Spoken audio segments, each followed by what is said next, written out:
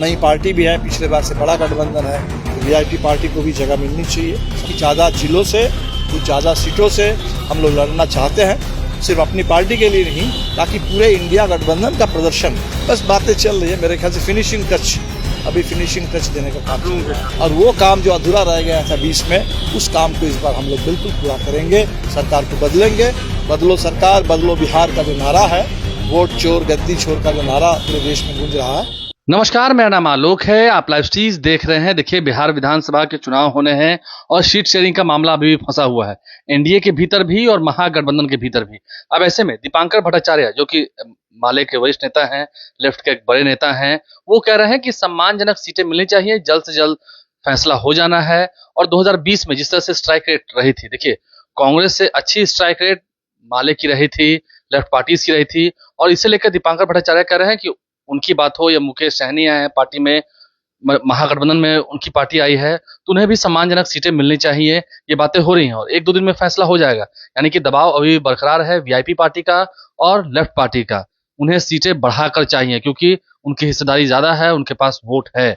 क्या कुछ कह रहे हैं दीपांकर भट्टाचार्य, हम आपको सुनाते हैं। कितनी सीटों पर डिमांड कर रहे हैं? कुछ नहीं है, बस बात करीब करीब आखिरी चरण में है बातचीत। अभी तो देखिए आप, एनडीए में भी यही स्थिति बनी हुई है। एक आध दिन का मामला है, आज शनिवार है, संडे है, हमें लगता है कि इसी सप्ताह के अंत में हम लोग कर लेंगे। 17 तारीख तक नॉमिनेशन किया। बिल्कुल बिल्कुल निश्चिंत रहिए, अभी कल से तो शुरू हुआ है, तो हर सीट पर जम के नॉमिनेशन होगा और नॉमिनेशन से तो आंदोलन की शुरुआत होगी, जिस आंदोलन से हम इस सरकार को बदलेंगे। इस बार 2020 में बिहार ने, जिस समय भाजपा को लग रहा था, बहुत घमंड था कि बिहार में आराम से चुनाव जीत जाएंगे, बिहार में कहीं कोई विपक्षी नहीं है, उस समय बिहार ने 2020 में दिखाया था कि न सिर्फ विपक्ष है बल्कि विकल्प बिहार में तैयार है। और वो काम जो अधूरा रह गया था 20 में, उस काम को इस बार हम लोग बिल्कुल पूरा करेंगे। सरकार को बदलेंगे, बदलो सरकार, बदलो बिहार का जो नारा है, वोट चोर गद्दी छोर का जो नारा पूरे देश में गूंज रहा है, उसको साकार करेंगे। स्ट्राइक रेट के आधार पर 40 सीटों पर माले की बातें चल रही है निश्चित तौर पर। अब देख लेते हैं, मैंने उसमें नई पार्टी भी है, पिछले बार से बड़ा गठबंधन है, तो वीआईपी पार्टी को भी जगह मिलनी चाहिए सम्मानजनक। तो निश्चित तौर पर सब लोग मिल करके तय कर रहे हैं। मुझे लगता है कि अगले एक आध दिन में हम लोग 40 से कितनी सीटों पर नीचे अभी देखते हैं, बात कर लेंगे। कोई इसमें नीचे और ऊपर वाली बात नहीं है। बात है कि इंडिया गठबंधन को निर्णायक बहुमत कैसे मिले और पूरे बिहार में तमाम जो लोगों की जन आकांक्षा है कि सरकार बदले, उस आकांक्षा को हम लोग कैसे साकार कर सकें, ये मुख्य बात है।